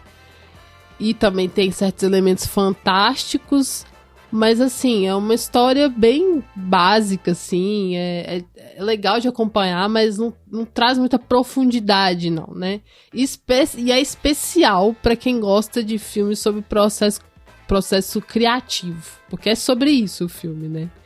Basicamente, assim, a gente acompanha um jovem artista de classe média, alguns dias ali na vida dele. Ele primeiro tá numa banda, rompe com essa banda, tem um conflito ali, que é até um conflito ideológico, dá a entender, né? Ele rompe com a banda e resolve que vai lançar um álbum solo. Só que, como um artista de classe média, ele trabalha formalmente, não só trabalha com música, né? Ele se divide entre dois trabalhos. Então tem essa questão ali de como fazer a minha arte ao mesmo tempo que eu tô trabalhando aqui com outras coisas, né? Ele trabalha no laboratório. Enfim, tem essa questão da divisão, tem a questão de ainda morar com a mãe, tem a questão de ter que fazer tudo sozinho, tem a questão ali de que não há dinheiro e as coisas vão se complicando pra ele, né? Porque ele tem um certo prejuízo ali na feitura do disco. Enfim, como eu falei, é um filme leve, não tem nada de inovador ou grandes insights, assim, pra gente falar, nossa, que doido, assim. Não tem tanta profundidade, mas é muito sincero sobre o que tá falando, né? Sobre essa coisa de se fazer arte, assim, como ser artista, sabe? E tem uma trilha sonora muito boa, eu gostei bastante, acho que a música, tanto da bandinha lá que ele começa, quanto a música solo dele, né? É interessante, assim, é meio hipnótica. E a questão do elemento fantástico, acho que nem convém a gente falar muito, porque eu acho que a surpresa de ver o que significa no filme é que é legal, né? Quando aparece, assim. Aliás, o nome da banda, Los Piramitas. Adorei. Muito bom, muito bom. Ai, ai. E aí tem essa coisa, né, de um momento de criatividade, e eu fiquei reparando muito como tem muita cor amarela, assim, quando ele tá nessa busca. E também tem os momentos ali, os altos e baixos, aí dentre os baixos tem esse momento de dificuldades, assim, aí o filme fica mais azulado, o protagonista fica mais depressivo. Tem um trabalho estético, né, assim, plástico, né? Tem um trabalho plástico interessante. Que é interessante mesmo. Eu descreveria esse filme como uma caminhada meditativa pelo processo criativo de um músico independente.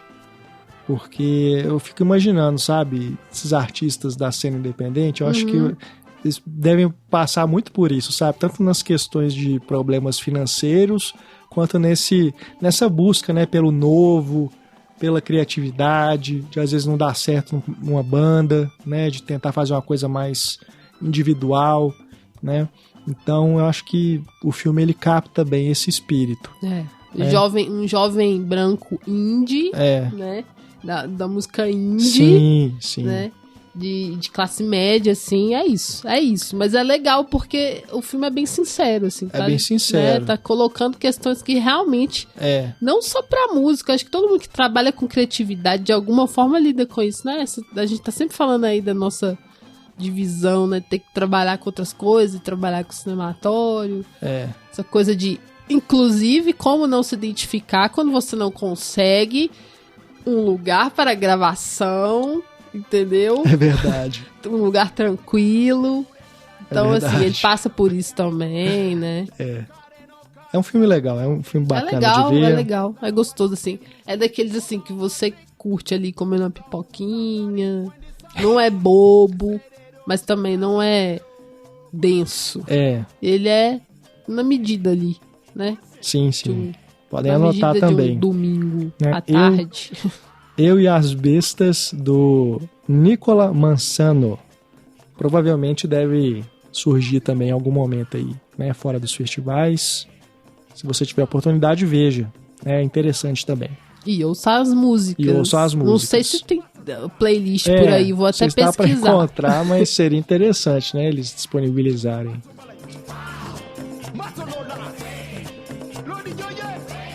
Outro filme que a gente viu, e agora mudando radicalmente a chave, foi Coração Azul, do Miguel Coyula.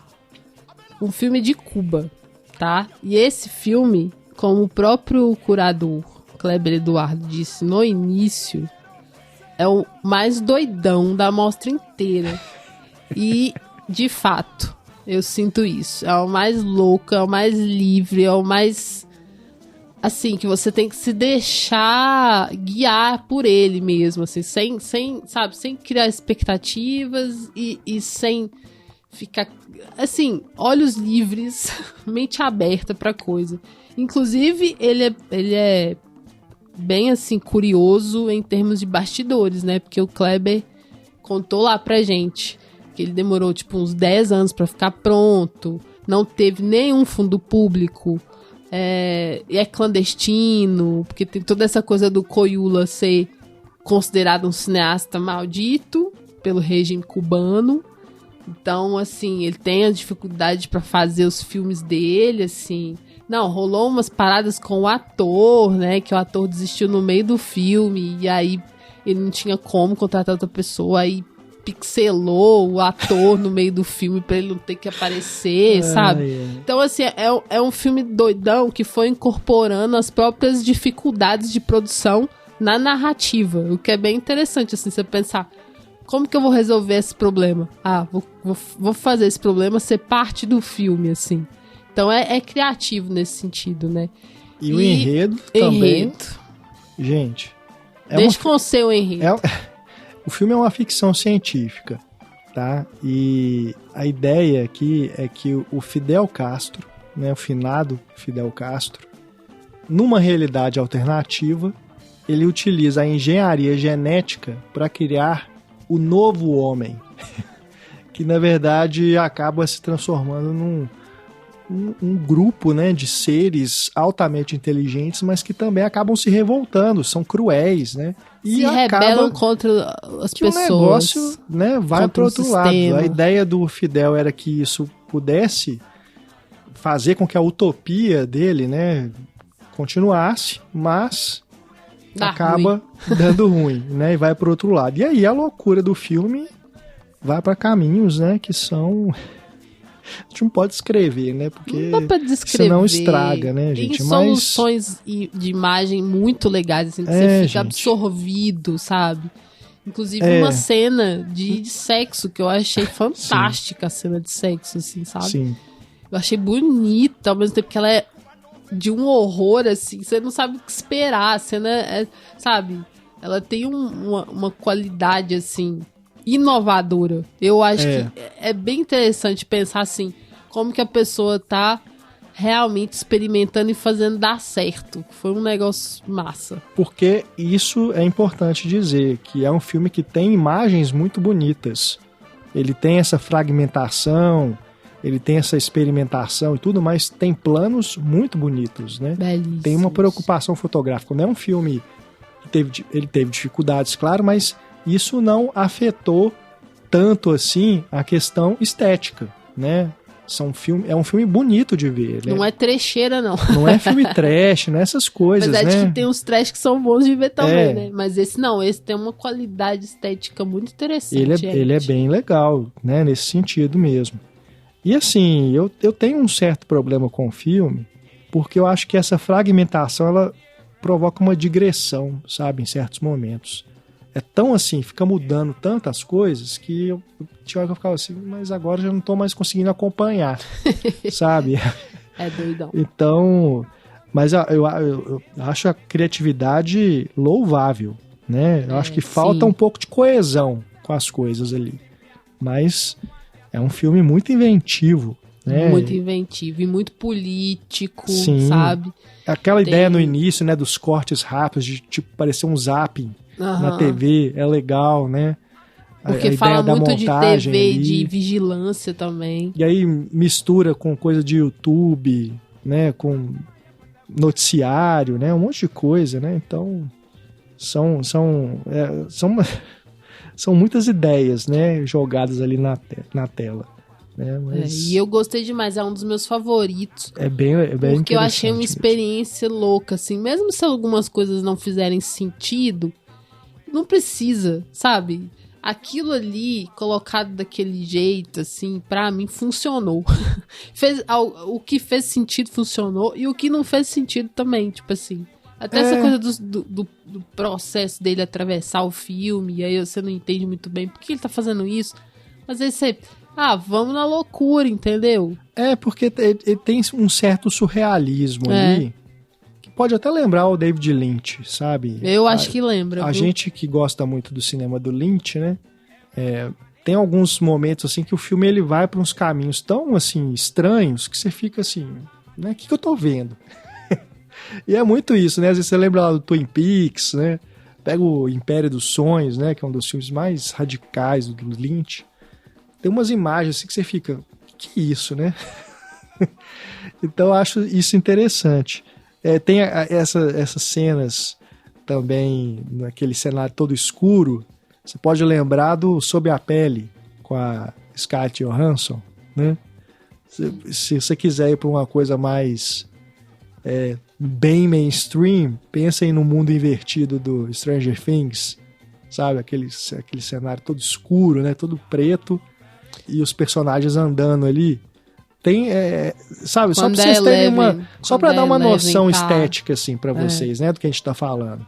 Quando a Eleven tá naquele mundo, né, de acessar as coisas ali, aí ela vai pra aquele preto, assim, é bem aquilo. Só que... Isso é uma parte só do filme, né, só pra dar uma referência pra vocês. E também não tipo, o que acontece ali nesse preto não é o que acontece nesses outros filmes. É totalmente diferente. Totalmente diferente. E eu achei muito bom, assim. Muito bom, nesse sentido, sabe? Sim. É um frescor, né? De você ver um negócio, assim, louco e novo.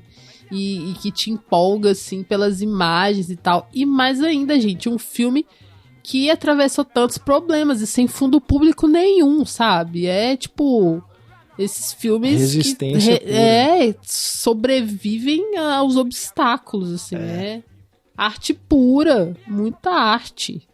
Bom, e na sequência foi uma sessão dupla em tanto, hein? Porque logo depois a gente viu O Grande Movimento. O Grande Movimento. Um filme sui generis. E assim, é bem radicalmente diferente desse outro, porque aí você entra em outra chavinha, assim, que já é mais uma chavinha filosófica e um negócio assim, mais também...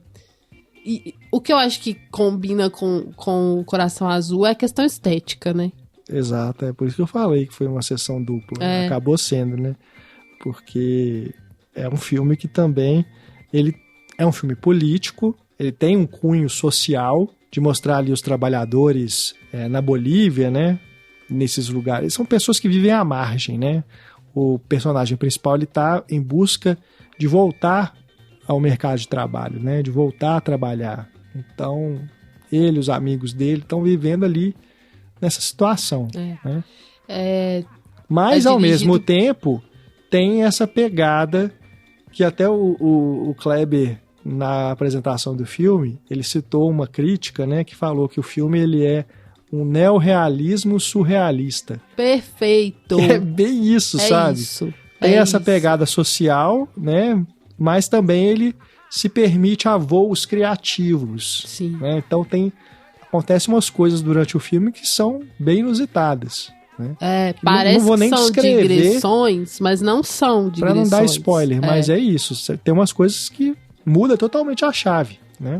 E aí, tipo, e tem muito a ver com o que o personagem, que eu acho que é o principal, ele tá passando, assim, entende? Aí por isso que essas mudancinhas de tom tem muito a ver. Tem muito do personagem, assim, é quase como se você estivesse entrando na pele dele, assim, né? Primeiro você tá acompanhando o entorno, essa questão social, aí quando ela dá essas mudancinhas de chave, é pra você, assim, ficar na pele daquela pessoa, porque, assim, eu acho que é um filme que me lembrou cinema soviético, em muitos momentos. Principalmente quando tá ali falando da cidade, tá falando no começo ali, me lembrou muito, assim.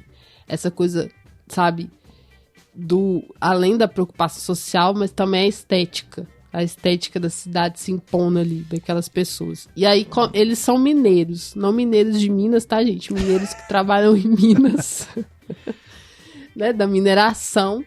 E eles começam a pensar numa rebelião ali, mas acabam tendo que tentar a vida na cidade, e aí eles vão ver que na cidade também tá uma merda. Não tem trabalho, se tem trabalho é super precarizado, e aí tem essa coisa, né, de como que essa cidade grande e como que essa falta de trabalho ou a precarização adoece as pessoas. E aí esse personagem principal, ele vai adoecendo cada vez mais, assim. E aí eu acho que por conta dessa doença, né, desse adoecimento por conta das condições sociais, é que a gente vai entrando nesses lugares diferentes, assim, sabe? Da fuga dele, ou da imaginação, ou do sofrimento, assim. É bem interessante. Do delírio, né? Do delírio. Tem até, a gente pode pensar numa conexão lá com Noites Alienígenas, inclusive, né? Porque também tem uma questão da ancestralidade ali, né? Sim, sim. É verdade. Na figura da avó, não sei se é a avó, mãe, não sei. Tem uma senhora ali que tem um papel, né? Nesse sentido. Tem um ancião também ali no... Tem o papel do ancião, né? Exato, também tem essa coisa, né, dos povos originários, porque eles são também ali dos povos bolivianos, e aí tem essa coisa, né, de procurar uma certa cura nesse lugar. É verdade. Da conexão com a cultura ameríndia. Então, Sim. Nossa, eu acho que faz muito sessão dupla com Noites Alienígenas, realmente. Agora que você falou, eu fiquei pensando, faz muito, assim. Pra vocês verem como que a curadoria que a gente comentou no início do programa, ela ficou excelente, porque os filmes você vai descobrindo que os filmes conversam muito entre si, assim, né? Além de serem, sei lá, de fazer uma certa reflexão contínua sobre as coisas, Sim. sobre território, sobre trabalho. E aí, esse é o segundo longa do Kiro Russo. Kiro Russo. Que nome. E ele recebeu o prêmio especial do júri no Festival Internacional de Veneza e vem circulando muito bem em outros festivais pelo mundo, assim. Foi um dos que também a galera tava comentando, né? Que era bom de ver e tal. Aí você falou de cinema soviético, concordo, né? Tem uma sequência, pelo menos ali em específico, que lembra bastante, né? Essa coisa da montagem, a música dando ritmo, né? Tem aquelas justaposições, né? Da máquina, com aquela carne moída, né? Sim, é isso, entendeu? É essa relação cidade, objetos, pessoas e trabalho, tipo assim, a montagem dando esse significado. Mas ao mesmo tempo também, eu achei que é um filme apichaponesco, citando aí o nosso querido Joe, né? Que é o Apichapong, o Era Setaku, né? O diretor tailandês. A mistura das Tio duas Bumi, coisas. Né? Agora mais recentemente o Memória, né? Mal dos Trópicos, um cineasta muito interessante também e que tem isso, né? Eu acho que se pegar essa coisa aí do meio surreal, né? Eu acho que é bem nessa chave que o Apichapong trabalha, né? Não é esse surreal do David Lynch e tal, do Jodorowsky, né? Essas coisas, mas tem uma proposta, né? De ir para lugares que não são nada convencionais, né? Inclusive tem uma cena de dança. Aliás, adoro a música que entra, assim, e afeta os personagens. É muito incrível. Tem 2 cenas de dança que eu tô me recordando aqui que são ótimas.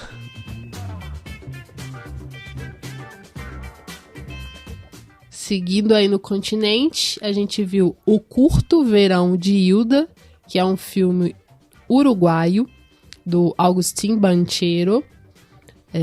Esse aí, ele tem uma personagem principal, né, que é uma mulher um tanto solitária, e que ao longo do filme a gente vai percebendo algum problema do passado, né, que ela tem, e que afeta muito o presente dela, assim. Então ela é muito... Ela está deslocada, ela tá ali, mas parece que não tá, sabe? Então a gente vai percebendo ao longo do filme qual é o problema que a aflige e que ela não, enfim, não pode compartilhar, né, com os outros, com as pessoas com as quais ela trabalha, ou com a mãe que ela tem que cuidar e tal. Então o filme tem 2 momentos de tempo muito específicos, né? O tempo presente a gente acompanha durante a primeira metade do filme, a segunda metade do filme é o tempo passado. Inclusive com diferenças estéticas em relação a esses 2 tempos. A razão de aspecto muda, né? Isso, começa a razão com de aspecto. Scope. Aliás, um belo scope, né? Belíssimo. Depois vai para um 4x3, né? Que é aquele formato mais quadrado. E aí você acompanha através dessa narração do passado por que a mulher está na situação atual, assim, nesse deslocamento interno, enfim. E também vimos o Tama, do Alejandro Loaiza Grisi, uma coprodução Bolívia e Uruguai. Esse eu gostei bastante também. Se passa nos áridos Andes bolivianos. A gente acompanha um casal de idosos quichuas que vive a mesma vida ali cotidiana há anos, né? Em meio a uma seca enorme, problemas com falta de água, mas eles resistem ali na vida, né? Na vida da roça, que a gente diria aqui em Minas, sabe? De cuidar da plantação, né? Cuidar da criação também, que no interior a gente chama assim, que no caso são lhamas. Aliás, quando as lhamas aparecem, é uma gracinha, assim. E aí tem essa vida muito dura, né? Por causa da seca, né? Que é um problema, inclusive um problema que aí vai se ligar à questão ambiental, vai trazer essa questão ambiental, né? Porque a falta de chuvas não é normal, mas esse casal, ele tenta viver assim, apesar dos problemas e tal. E aí vem o neto visitar. Com a chegada do neto, as coisas meio que se transformam, assim, porque, claro, esse menino jovem vai ter conflitos, né, com o avô, que é mais turrão, mais fechado, e o avô tá doente, só que ele não conta que tá doente. O neto percebe que ele tá doente e tenta contar pra avó, né, mas ele sabe que quem tem que contar isso é o próprio avô. Então fica essa relação tanto difícil, né, de falta de comunicação, assim. Você vê que é o avô, né, é um homem das antigas, né, que não gosta de demonstrar fragilidade e que gosta de ser útil. Ele tá vendo que tá doente, mas não quer falar sobre isso. E aí ele vê a proximidade da morte, assim. Então eu achei um filme bonito nesse sentido, assim, de tanto de ver a diferença de visão de mundo, sabe, de aceitar o fim da vida, entender que tá chegando a minha hora e eu preciso ir, que é diferente da visão que a gente tem, né, de querer prolongar, tipo, se eu tô doente eu vou tomar remédio, eu preciso ir pro hospital, eu me interno, eu tento prolongar e tento me curar, e ele não tem essa visão, ele tem a visão de que chegou o momento dele e ele precisa preparar-se para esse momento. A preocupação dele, na verdade, é deixar a esposa sozinha, né, é o que o aflige, não que ele não tenha medo da morte, mas ele só se preocupa mesmo é com a solidão da mulher, né? A partir do momento que ele não estiver mais ali. Então tem esse conflito geracional com o neto, esses diferentes modos de ver a vida, né? Ver o ciclo da vida. Também a questão de como é o trabalho na cidade, porque o neto, inclusive, fala pra eles que eles têm que se mudarem pra cidade. Quem tem avós morando no interior sabe que a gente tenta trazer avós e pais. A gente tenta trazer os nossos pais, nossos avós para mais perto da gente. A gente sugere para ser mais fácil, né? Até para acompanhar a vida deles, cuidar deles e eles terem uma vida melhor. Mas é arrancar até o sentido da vida dessas pessoas, sabe? Você tirar elas das casas delas, assim, né? Mesmo que com dificuldades, elas estão ali no território que elas sentem que é delas, assim. Então, tem uma imagem que é muito forte, que é de quando a velhinha pega a terra e segura, assim, por mais que esteja caindo, né?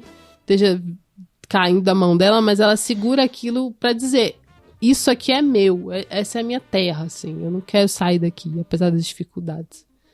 Eu achei muito bonito, assim, visualmente. E tem uma narrativa bucólica, né? Que eu acho que combina muito com o lugar e com o estilo de vida dos personagens, né? E tem esses planos de longa duração, né? Tem uma coisa mais contemplativa. Mais contemplativo e tem essa coisa de ser muito minimalista, né? Você percebe as emoções pelos mínimos detalhes, você percebe os problemas também pelos mínimos detalhes, então é muito bonito, assim, nesse sentido, e eu acho que é isso, assim, é pensar as diferentes visões de mundo e o quanto as mudanças do mundo, as mudanças, inclusive ambientais, terríveis, né, aquecimento global e também a falta de um apoio de política pública, afeta a vida dessas pessoas, assim, que poderiam seguir ali se tivessem mais apoio, né? Em um determinado momento, os moradores da aldeia se reúnem para discutir isso, assim. A gente tinha que exigir que é o mínimo, assim, que tenha água na comunidade, né? Então eu gostei bastante de Utama e ele levou o grande prêmio do júri no Festival de Sundance. Prêmio importante. Bom, acho que é isso, hein, Kel? Falamos aqui dos filmes que a gente conseguiu assistir durante a 16ª Cine BH. Obviamente, ninguém consegue ver tudo que uma mostra de cinema passa, né? Ainda mais uma mostra como essa que tem submostras, né? Tem variados espaços, muitos filmes às vezes passando no mesmo horário. Então você tem que fazer escolhas, né? Mas acho que deu para a gente fazer aqui, para quem está nos ouvindo, um panorama bem amplo, né, assim, das principais atrações do festival. E fica o convite para você que anotou aí os filmes, procurar por eles depois, comentar com a gente o que você achou. E claro, no ano que vem, venha a Belo Horizonte, venha acompanhar a Cine BH com a gente, né? É uma mostra que está crescendo a cada edição, agora com essa proposta da Mostra Continente ser contínua, né? Tá aí a cada edição, parece que inclusive estão pensando em dar premiação, né? Tornar ela uma mostra competitiva. Vamos ver aí como é que as coisas se desenvolvem, mas promete, né? Promete aí que a Cine BH se torne um evento cada vez maior, que traga mais cineastas para a nossa cidade, mais pessoas, reúna um grande público, pessoas apaixonadas por cinema. Então, acho que você que não é daqui, se quiser curtir um festival em outra cidade, a gente vai gostar muito, né, de cruzar com vocês nos corredores, né, nas salas de cinema, aqui durante a mostra, né? Tomara aí que seja possível a gente no futuro se encontrar por aqui. Bem, gente, que nós vamos adorar. E algo que deu para aprender na Mostra Cine BH esse ano é que, assim como o cinema brasileiro, os filmes latino-americanos são filmes sobreviventes. Então, cada sessão que você vê de um filme desses é muito valiosa, é muito preciosa nesse sentido. Então, venham e curtam muito, porque também são filmes muito bons. E o café daqui é ótimo, viu? Não é só o Cinematório Café, não. O café também é ótimo aqui. Temos cafeterias ótimas, então fica aí também a proposta, né? Para vocês virem e experimentarem aqui a nossa gastronomia, né? A gastronomia de Minas é um forte. Vocês aqui. dão licença, mas eu acho que do Brasil é talvez a melhor, hein? Não sei não, hein? É isso aí, Nosso gente. sotaque já é, né? O mais atrativo, segundo pesquisas. É verdade, é verdade. Parabenizar, né? A equipe curatorial, a equipe de produção, né? O universo aí que realiza a Cine BH, Cineop, Mostra de Tiradentes. Parabéns aí por mais um evento, pela resistência e por trazer aí esses eventos aqui para o nosso estado. Por trazer não, né? Por realizar, são eventos gerados aqui, né? Eles estão vindo de fora. Trazer esses filmes, né? De tantos lugares para nossa cidade. Exatamente, a Universo Produção faz um trabalho incrível, muito bom. Um beijo, gente, até a próxima. Grande abraço, pessoal. Até mais. Tchau.